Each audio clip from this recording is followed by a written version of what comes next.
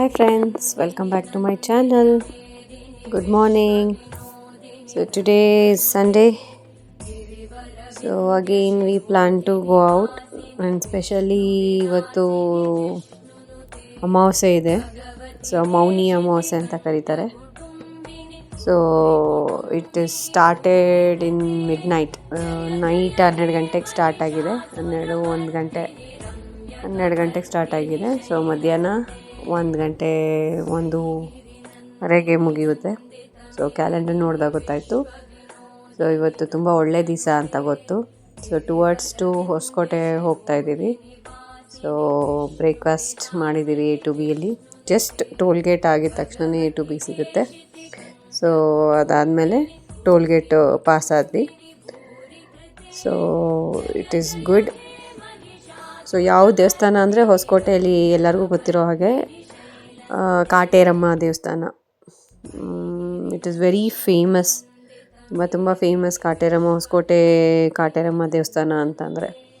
ಅಮಾವಾಸ್ಯೆ ದಿನ ಅಂತೂ ಕೇಳೋದೇ ಬೇಡ. ಅಲ್ಲಿ ಎಷ್ಟು ಜನ ಸೇರಿರ್ತಾರೆ ಅಂದರೆ ತುಂಬ ಜನ ಸೇರಿರ್ತಾರೆ ಗೈಸ್.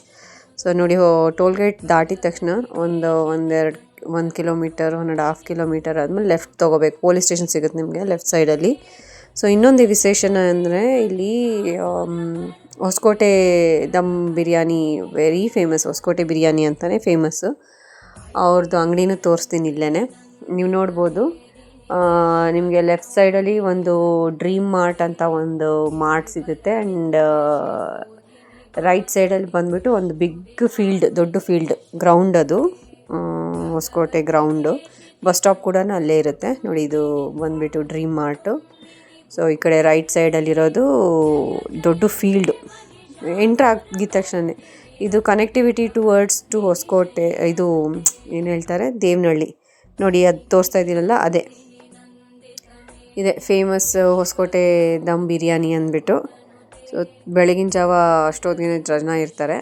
ಸೊ ನಾವು ದೇವಸ್ಥಾನ ರೀಚ್ ಆದ್ವಿ. ಇದೆ ಕಾಟೇರಮ್ಮ ದೇವಸ್ಥಾನ ನೋಡ್ತಾ ಇರ್ಬೋದು.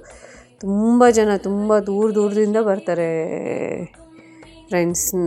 ನೀವು ನೋಡ್ಬೋದು ಇಲ್ಲಿ ನೋಡಿ, ತುಂಬ ಚೆನ್ನಾಗಿದೆ. ತುಂಬ ಜನ ಬರ್ತಾರೆ. ಅಲ್ಲಿ ಗಾಡಿ ನಿಲ್ಸೋದಕ್ಕೂ ಜಾಗ ಇರಲ್ಲ, ಅಷ್ಟು ಜನ ಬರ್ತಾರೆ. ಸೊ ಅಮಾವಾಸ್ಯೆವಂತೂ ತುಂಬಾ ಇಲ್ಲಿ ಪವರ್ಫುಲ್ ಅಂತಲೇ ಹೇಳ್ಬೋದು. ತುಂಬ ಜನ ಸೇರ್ತಾರೆ ಇಲ್ಲಿ ದೂರದಿಂದ. ಸೊ ನಾವೂ ಹೋಗ್ತಾ ಇದ್ದೀವಿ ಅಮ್ಮನ ದರ್ಶನ ಮಾಡೋದಕ್ಕೆ. ಸೊ ಕಾರ್ನ ಪಾರ್ಕಿಂಗ್ ಮಾಡೋಕ್ಕೆ ಜಾಗ ಇಲ್ಲ, ಅದಕ್ಕೆ ಮುಂದೆ ಹೋಗಿ ನಿಲ್ಲಿಸ್ಬೇಕು. ಸೊ ಅಮಾವಾಸ್ಯೆ ಆಗಿರೋದ್ರಿಂದ ಸ್ವಲ್ಪ ದೃಷ್ಟಿ ತೆಗೆಯೋದಕ್ಕೋಸ್ಕರ ಲಿಂಬೆಹಣ್ಣು ತೊಗೊಳ್ತಾ ಇದ್ದೀವಿ. ಅಲ್ಲೇ ತುಂಬ ಅಂಗಡಿಗಳು ಸಿಗುತ್ತೆ ನಿಮಗೆ ಅಕ್ಕಪಕ್ಕದಲ್ಲಿ. ತುಂಬಾ ವಿಶೇಷ ಅಂತ ಹೇಳ್ಬೋದು. ಇಲ್ಲಿ ತುಂಬ ಜನ ಏನೋ ದೃಷ್ಟಿ ತೆಗೆಯೋದಕ್ಕೆ, ಮತ್ತು ಮಕ್ಕಳಾಗದೇ ಇರೋದು ಮಕ್ಕಳಾಗೋದಕ್ಕೆ, ಸೊ ಮದುವೆ ಆಗದೇ ಇರೋ ಮದುವೆ ಆಗೋದಕ್ಕೆ, ಸೊ ಪೂಜೆ ಸಾಮಾನೆಲ್ಲ ತೊಗೊಂಡು ಹೋಗ್ತಾರೆ. ನೀವು ನೋಡ್ಬೋದು, ಕಾಲಿಡೋದಕ್ಕೆ ಜಾಗ ಇಲ್ಲ. ಎಂಟ್ರೆನ್ಸಲ್ಲಿ ನೋಡ್ಬೋದು ನೀವು. ಎಂಟ್ರೆನ್ಸಲ್ಲಿ ಅವರು ಇದು ಮಾಡ್ತಾರೆ, ದೇವಿಗೆ ಕೋಳಿ ಎಲ್ಲ ಕೊಡ್ತಾರೆ. ಅದಾದಮೇಲೆ ನೋಡಿ, ತುಂಬ ಲಿಂಬೆಹಣ್ಣು ಅಲ್ಲೇ ನಿಂತ್ಕೊಂಡೇ ಅಲ್ಲೇ ದೃಷ್ಟಿ ತೆಗಿತಾರೆ. ಸೊ ಅಂತೂ ಆಗಲ್ಲ ಅಲ್ಲಿ ವೀಡಿಯೋ ತೆಗಿಯೋಕ್ಕೆ, ಆದ್ರೂ ಟ್ರೈ ಮಾಡಿದ್ದೀನಿ ಸೊ ವೀಡಿಯೋ ತೆಗಿಯೋಕ್ಕೆ ಅಂತ. ಅಷ್ಟು ಜನದ ಮಧ್ಯೆ ತೆಗಿಬೇಕು ಅಂತಲೇ ಸ್ವಲ್ಪ ಮುಜುಗರನೇ. ಹೇಗೆ ತೆಗಿಯೋದು ಅಂತ ಗೊತ್ತಾಗಿಲ್ಲ ನನ್ನ ಕೈಯಲ್ಲಿ. ಸೊ ಹಾಗಾಗಿ ಅಲ್ಪ ಸ್ವಲ್ಪ ನಿಮಗೆ ಕಾಣಿಸ್ಬೋದು ದೇವರು. ಇದು ಗರ್ಭಗುಡಿ. ಎಂಟ್ರಾಗಿದ ತಕ್ಷಣ ಗರ್ಭಗುಡಿ. ಆ್ಯಕ್ಚುಲಿ ತುಂಬ ದೊಡ್ಡ ಕ್ಯೂ ಇತ್ತು ಫ್ರೆಂಡ್ಸ್. ತುಂಬ ದೊಡ್ಡ ಕ್ಯೂ ಅಂದರೆ ತುಂಬ 2 hours ಆಯ್ತು ನಮ್ಗೆ ಒಳಗಡೆ ಬರೋದಕ್ಕೆ. ನೋಡಿ ಇದೆ, ಅದು ಯಾವುದೋ ಮಗು ಬಲೂನ್ ಹಿಡ್ಕೊಂಡು ಆಡ್ತಾ ಇದೆ, ಹಾಗಾಗಿ ಕಾಣಿಸಲ್ಲ ಆ ದೇವರು ನೋಡಿ.